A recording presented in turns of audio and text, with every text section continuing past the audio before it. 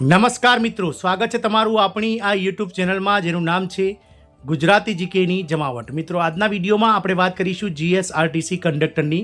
લેખિત પરીક્ષાના મેરિટને લઈ અને હવે મિત્રો મહત્વના અપડેટ છે તે પ્રાપ્ત થયા છે. તો વિડીયોમાં વિગતવાર જાણીએ કે મિત્રો જે મેરિટ છે કંડક્ટરના લેખિત પરીક્ષાનું જગ્યાના 15 ગણા ઉમેદવારોનું તે ક્યાં સુધીમાં આવી શકે છે, સાથે મિત્રો લેખિત પરીક્ષા જે છે તે મિત્રો ક્યાં સુધીમાં લેવાશે અને જે ફાઇનલ ઓર્ડર છે નોકરીના એટલે કે કંડક્ટરની જે 2320 જગ્યાઓ માટેના ફાઇનલ ઓર્ડર ક્યાં સુધીમાં મિત્રો આ ભરતી પ્રક્રિયા પૂર્ણ કરીને આપી દેવામાં આવશે. તમામ માહિતીના મહત્વના અપડેટ્સ હાલમાં પ્રાપ્ત થયા છે તેના વિશે આજનો વિડીયો બનાવી રહ્યા છે. તો વિડીયોના અંત સુધી આપ બન્યા રહેશો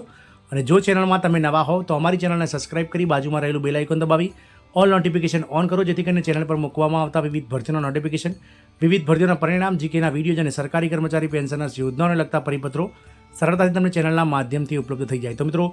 જીએસઆરટીસી દ્વારા ગત 9 ઓગસ્ટના રોજ કેટલાક જાગૃત કંડક્ટરમાં ફોર્મ ભરેલા ઉમેદવારો દ્વારા રાણી મધ્યસ્થ કચેરી ખાતે એડીડીઓ સાહેબને મળ્યા હતા અને તેમને એવી જાણકારી મળી હતી કે 17 જુલાઈના રોજ જે હેન્ડીકેપ્ડ ઉમેદવારો એટલે કે વિકલાંગ ઉમેદવારોની જે ફોર્મ ભરવાની કટ ઓફ ડેટ હતી ત્યારથી મિત્રો આ ભરતી પ્રક્રિયા ગણાશે અને આ ભરતી પ્રક્રિયા સરકાર સમક્ષ જે મિત્રો શરતી 1 અને શરતી 2ની જગ્યાઓમાંથી જે 1022 જગ્યાઓનો ઘટાડો કરી અને 2320 જગ્યાઓ મંજૂર કરેલ છે. એટલે કે જીએસઆરટીસી દ્વારા આ ભરતી પ્રક્રિયા જે છે 1 જુલાઈથી ગણવામાં આવી રહી છે.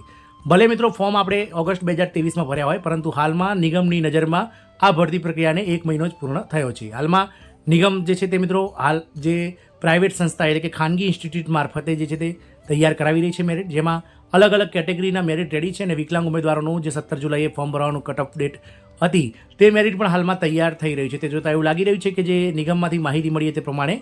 આગામી મિત્રો 15 સપ્ટેમ્બર સુધીમાં નિગમ દ્વારા જીએસઆરટીસી કંડક્ટરના જે જગ્યાના 15 ગણા ઉમેદવારો એટલે કે 2320 જગ્યાના 15 ગણા ઉમેદવારોનું મેરિટ લિસ્ટ જે છે તે પહેલાં મૂકી દેવામાં આવશે. ડ્રાઈવરોનું મિત્રો હાલમાં ડ્રાઇવિંગ ટ્રેક અને જે ગ્રાઉન્ડ છે તે તૈયાર નથી થયું સેન્ટ્રલ વર્કશોપ યાર્ડ ખાતે. તો મિત્રો તેની જે પરીક્ષા છે તે દિવાળી આસપાસ લેવાઈ શકે છે, પરંતુ કંડક્ટરની જે લેખિત પરીક્ષા છે તેનું મિત્રો પ્રોવિઝનલ મેરિટ લિસ્ટ જે છે તે 15 સપ્ટેમ્બર સુધીમાં નિગમની વેબસાઇટ પર મૂકી દેવામાં આવશે. ત્યારબાદ મિત્રો એક અઠવાડિયાની અંદર જે ઉમેદવારોને લાગતું હોય કે અમારું મેરિટમાં નામ આવવાનું છે ને નથી આવ્યું તેવા ઉમેદવારો પાસે વાંધા અરજીઓ આગામી 22 થી 23 સપ્ટેમ્બર સુધીમાં મંગાવવામાં આવશે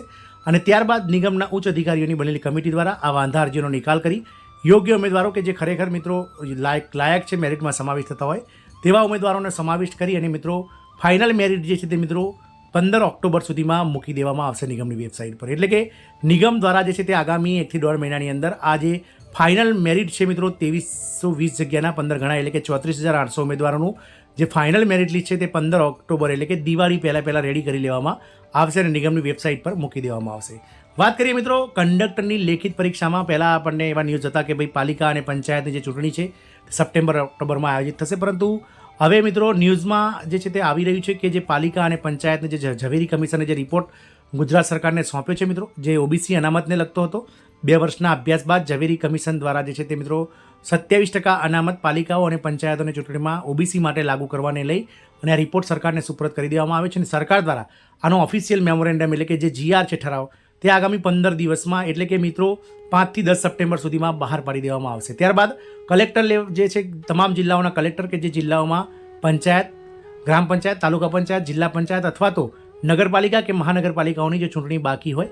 અને જ્યાં 5 વર્ષ પૂર્ણ થઈ ગયા હોય અને હાલમાં વહીવટદારો જ્યાં મિત્રો વહીવટ કરતા હોય તેવી તમામ જગ્યાએ મિત્રો ચૂંટણીનું આયોજન કરવા કલેક્ટરોને જે છે તે મિત્રો હાલમાં સૂચના સરકાર દ્વારા આપી દેવામાં આવી છે અને ગુજરાત સરકારના ચૂંટણી આયોગ દ્વારા મિત્રો આગામી દિવાળી બાદ એટલે કે મિત્રો નવેમ્બર મહિનાની એન્ડિંગમાં જે છે તે મિત્રો આ ચૂંટણી જાહેર થશે તેવા હાલમાં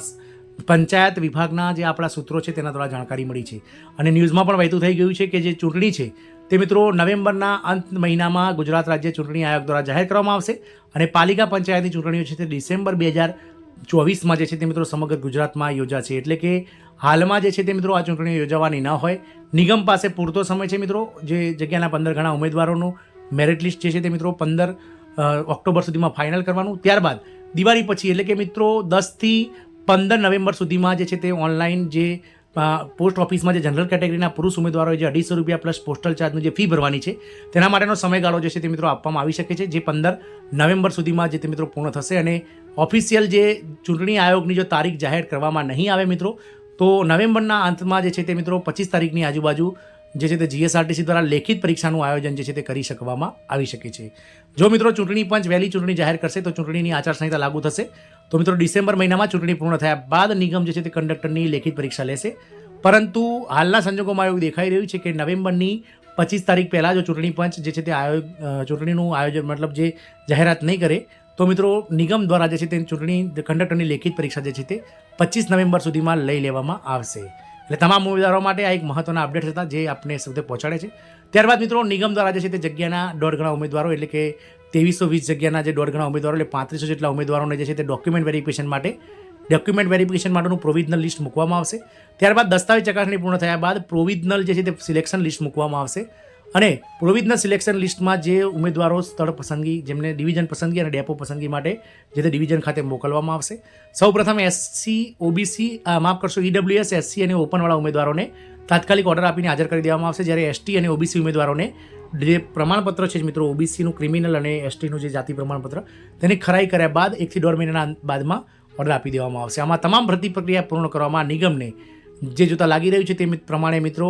31 માર્ચ અથવા તો 30 એપ્રિલ 2025 સુધીમાં ભરતી પ્રક્રિયા પૂર્ણ થશે તેવું હાલના સંજોગોમાં દેખાઈ રહ્યું છે. જો ચૂંટણીની આચારસંહિતા લાંબી નહીં હોય, આમ તો ગુજરાતની જે ચૂંટણી હોય છે તે મિત્રો 25 દિવસની અંદર ચૂંટણી આયોગ જે છે તે સમાપ્ત કરી દેતું હોય છે. એટલા માટે વધારે સમય 1 મહિનાથી વધારે સમય આચારસંહિતા ન રહેતા અને આચારસંહિતા દરમિયાન પહેલાં જો લેખિત પરીક્ષા લેવાઈ જશે તો લેખિત પરીક્ષાના જે પેપર ચકાસણી છે તે પણ મિત્રો આ સમયગાળામાં પૂર્ણ થશે. તો એવું જોતાં એવું લાગી રહ્યું છે કે 31 માર્ચ અને મોડામાં મોડું મિત્રો 30 એપ્રિલ સુધીમાં જે છે તે કંડક્ટર 2025માં જે છે તે ઓર્ડર આપી દેવામાં આવશે. મિત્રો એક મહત્વના અપડેટ્સ પ્રાપ્ત થયા હતા જેને લઈને આ વિડીયો બનાવ્યો હતો. આશા રાખીશું કે ઘણા લાંબા સમયથી આપણા યુટ્યુબ ચેનલ સાથે જોડાયેલા મિત્રો માટે આ ન્યૂઝ થોડા આશાસ્પદ હશે. તો હવે તમારી જે તૈયારીઓ છે તે મિત્રો બમણી કરજો, કારણ કે નિગમ દ્વારા જે છે તે મિત્રો દિવાળી પૂર્ણ થયા બાદ તરત જ લેખિત પરીક્ષાનું આયોજન કરવામાં આવનાર છે. જય હિન્દ, અસ્તુ.